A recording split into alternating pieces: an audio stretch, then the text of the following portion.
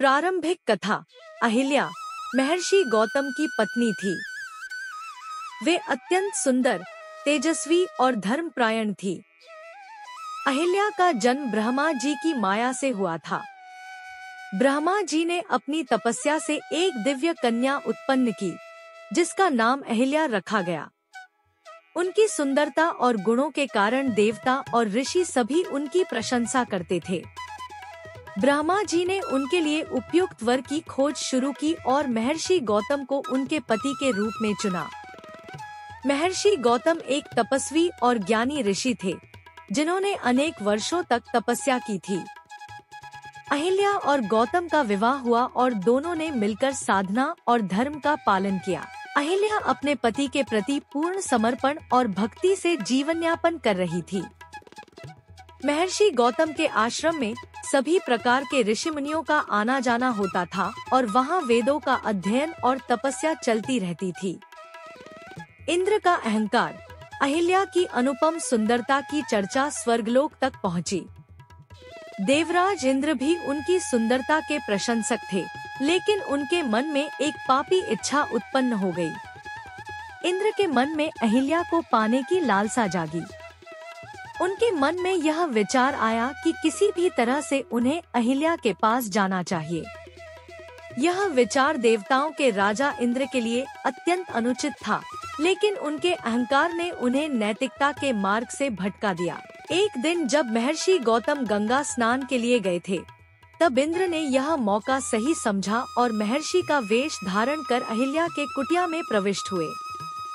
उन्होंने महर्षि की आवाज में अहिल्या से बात की और उसे यह विश्वास दिलाया कि वे स्वयं गौतम ऋषि हैं। अहिल्या को प्रारंभ में कुछ शंका हुई, लेकिन वह इंद्र के माया जाल में फंस गई। गौतम का श्राप। कुछ समय बाद जब महर्षि गौतम अपने स्नान से लौटे, तब उन्होंने आश्रम में इंद्र को देखा, जो उनके रूप में था। गौतम ऋषि ने तुरंत ही अपनी दिव्य दृष्टि से सच्चाई जान ली। उन्होंने इंद्र को पहचान लिया और अत्यंत क्रोधित हो उठे। अहिल्या, जो धोखे में थी, वह भी यह समझ गई कि उसके साथ छल हुआ है।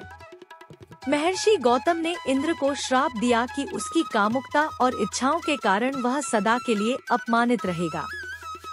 इस श्राप के कारण इंद्र का सारा तेज नष्ट हो गया और उसे लज्जा का सामना करना पड़ा।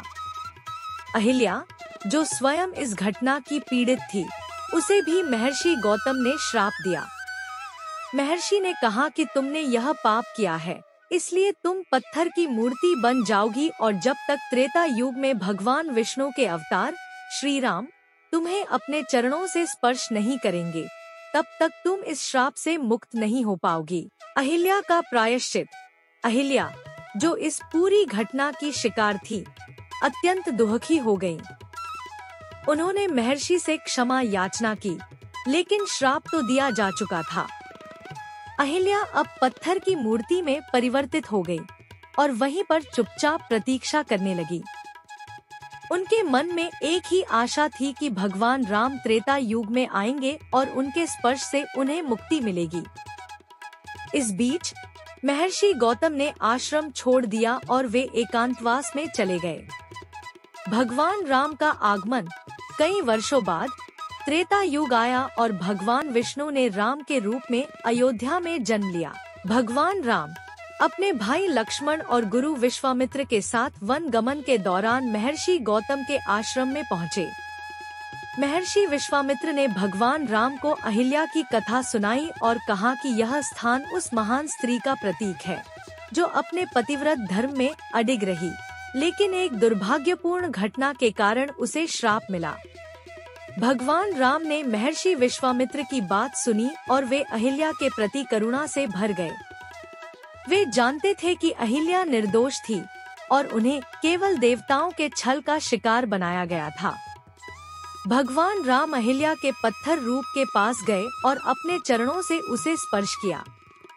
अहिल्या का उद्धार।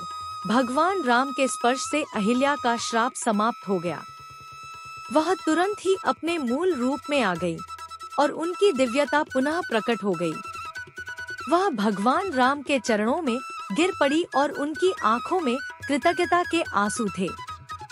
भगवान राम ने उन्हें आशीर्वाद दिया और कहा कि तुम अब पूर्ण रूप से पवित्र हो और तुम्हें अपने तप और भक्ति के कारण मुक्ति प्राप्त होगी।